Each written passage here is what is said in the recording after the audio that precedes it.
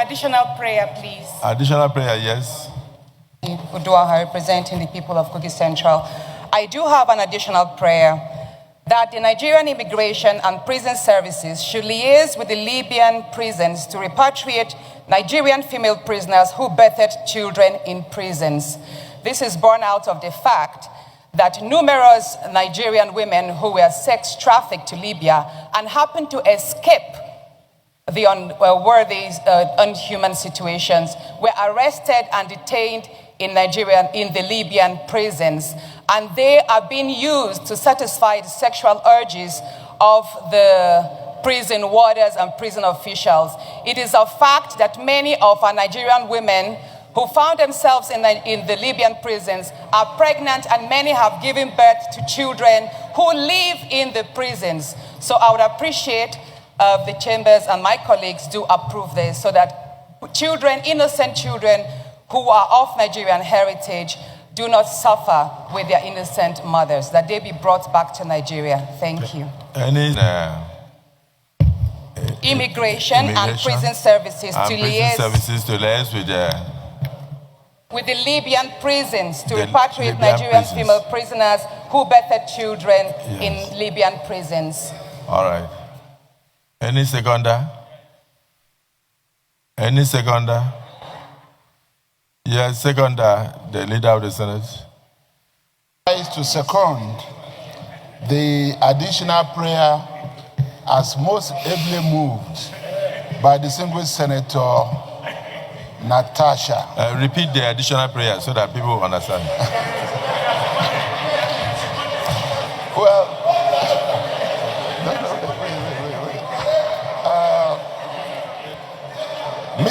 Mr. President, Mr. President and distinguished colleagues, the additional prayer. I know at all times and not situations. The additional prayer is. Mr. President, I know at all times and in all situations I have the protection of Mr. President. You have my protection. And I know. Just repeat the additional prayer for the benefit of all. Secondly, Mr. President, it is already in our Hansard recorded that Mr. President, in asking for secondment, did himself repeat the additional prayer. And I'm relying on that. Thank you, sir.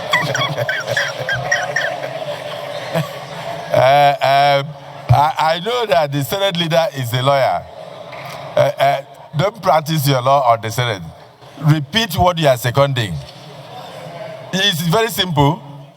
You are seconding the additional prayer, so repeat it so that they can capture it very well. On a serious note, Mr. President, her additional prayer, it was a very lengthy one. Which one? And part, Mr. President, part of what we have been trying to also let our colleagues know is that an additional prayer should not be a debate. But her additional prayer was simply to direct the immigration service to liaise with the Libyan authorities with a view to returning female prisoners. That was our additional prayer. Distinguished colleagues, the addition has been explained. Those in support of the additional prayer say aye. Aye. Those against say nay. The ayes have it.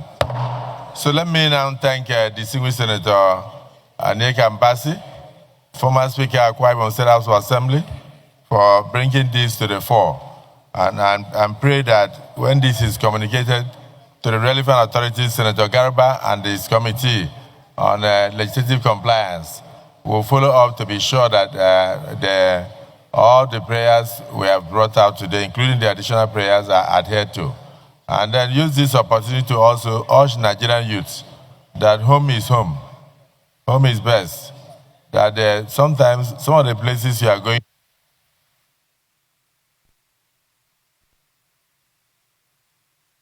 into, you may be going into a lot of suffering because you are looking for greener pastures, while the home may be greener than where you are looking at. May God guide us as we take decisions on immigration. And may God protect Nigerians wherever they are, whether in Libya or in other countries. Thank you for bringing this to the fore. Leader of the Senate. Exercise firm discretion in allowing or refusing Nigerians the permit to live at the borders. As we just said from the prayers of Adam Soshomole. So we should mandate our border control agencies. Our border control agencies. Yes, to exercise firm discretion. To exercise firm discretion in deciding whether to allow our Nigerians who are moving or traveling to certain designated places, whether they should be allowed to exit or not. Just because they have a visa or they have a passport doesn't mean that they should be allowed. No, I want additional prayer. No, you can't talk about freedom. No. Mr. President, your additional prayer is that we should maintain discretion to exercise firm discretion in refusing any traveler whose mission to Libya specifically is not cogent. But how will you know? Because if they have a visa, the border control, that's their job to find out. No. If you don't do this, Mr. It will infringe on the constitutional provisions of freedom of association and freedom of movement. Then this problem will never stop. Because if they have a visa to go and see the president of Libya, yes, and you say they should not go, but then any seconder to this additional prayer? No seconder. Okay. Distinguished colleagues, my name is Senator Professor Anthony Ane. I represent Ebonyi South. I rise to second the motion on the urgent need to protect Nigerians from trafficking, slavery, and human rights abuses in Libya. Having seconded, with your permission, sir, let me lend my voice to this very important motion. This has been a recurring decimal in our national life.